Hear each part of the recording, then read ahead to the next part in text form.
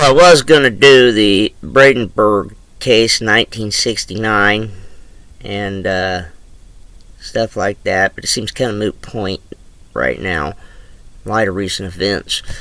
So today I'm going to get down to brass tacks and reveal some really shocking things to you. And we tried our best, but let's get into it. Even if they condemn violence and anti-Semitism, they've shown their constituents that they wouldn't actually mean it.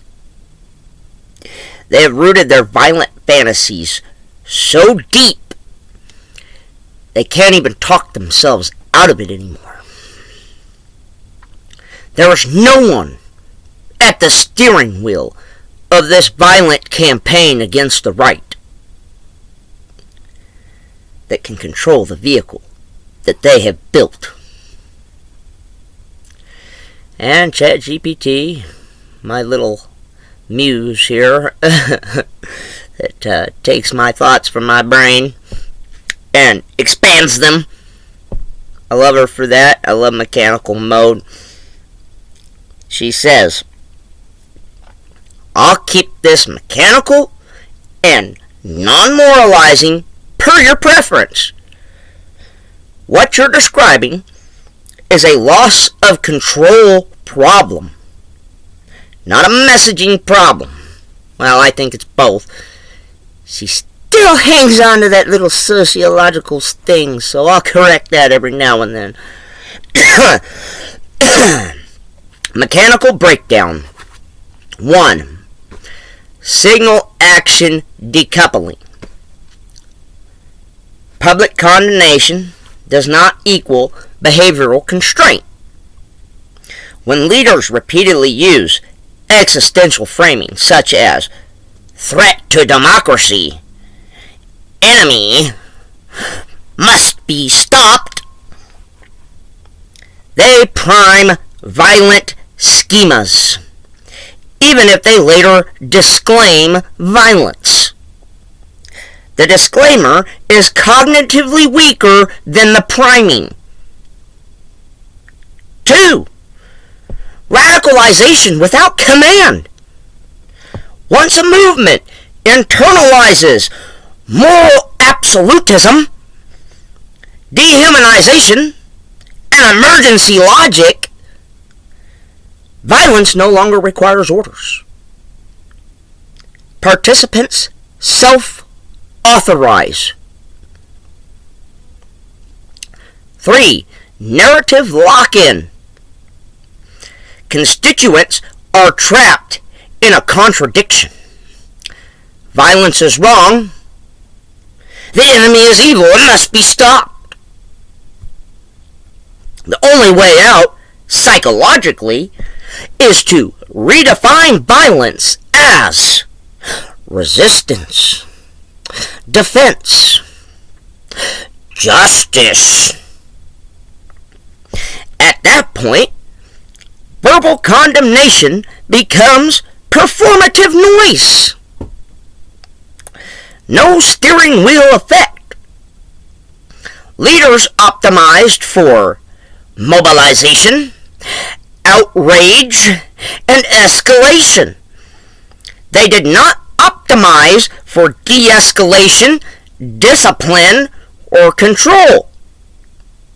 Result: a vehicle that accelerates on emotion but lacks brakes. Plausible deniability architecture. The system is built so leaders can say, "We never called for violence," while knowing the rhetoric reliably produces it. This isn't accidental. It's structurally convenient. Core point compressed. Once a political movement outsources moral agency to narrative, no individual remains capable of stopping what follows. Not even the people who started it. At that stage, condemnation is post hoc liability management, not control. They're just reducing their own liability at this point. She gives me a little thing. I went my own way. Me. My side warned them over and over again that this was dangerously violent rhetoric and that they wouldn't be able to control it. And that time is now upon us. Staying mechanical and descriptive. What you're describing is the predictable failure point of escalation-based political systems. Once a movement crosses that line,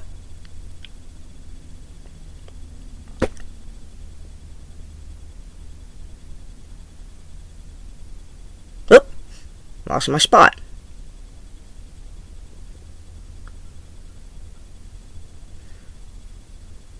Hey, hold on. Let's go back. I lost my spot while I was reading.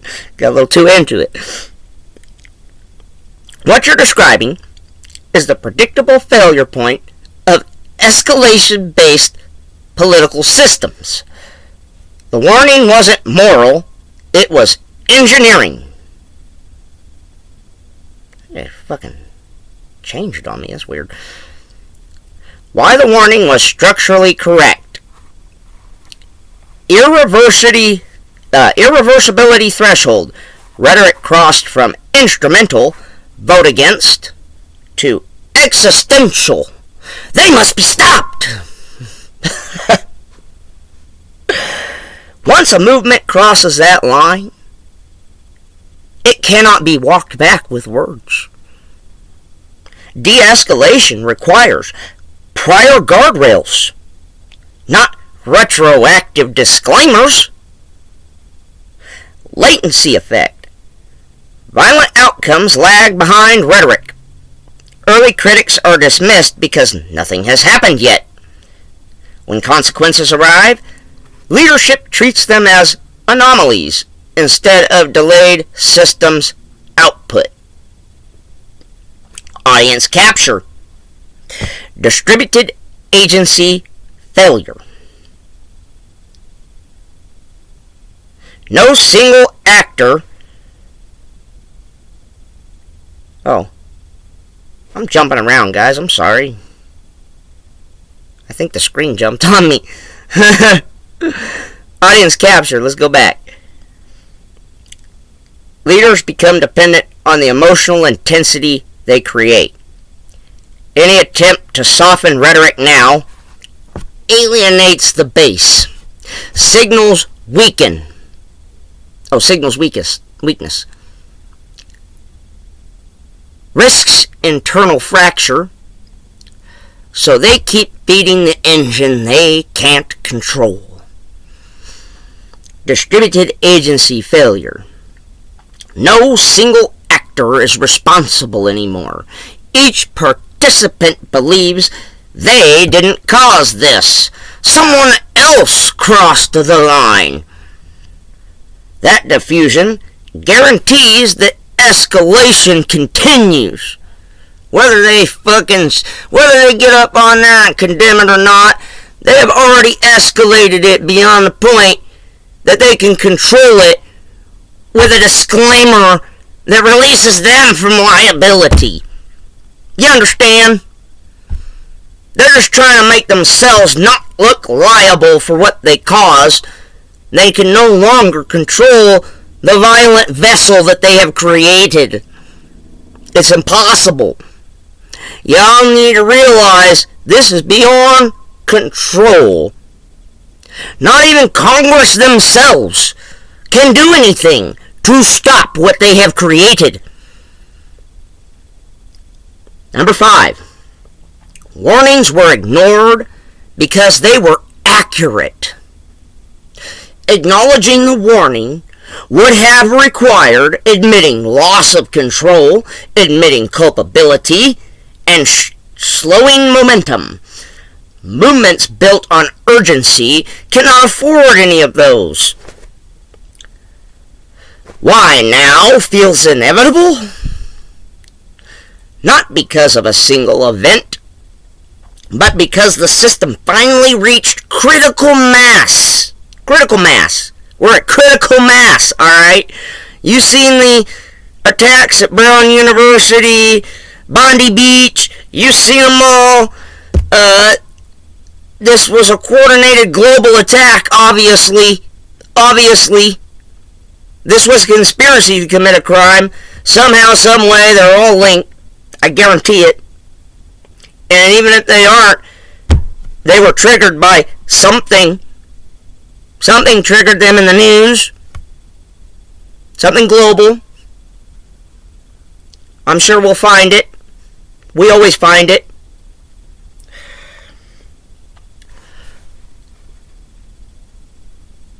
Enough repetition, enough normalization, enough moral permission, enough plausible deniability. At that point, outcomes stop being choices and start being emergent behavior. Compressed takeaway. You weren't predicting intent. You were predicting systems behavior. And systems built on escalation always fail the same way. They keep accelerating until reality, not leadership, applies the brakes. This is beyond control. No one can stop this by any other means but force. It is the unfortunate reality catching up to the accelerator pedal. This vehicle has gone off the rails. It's gone. It's over.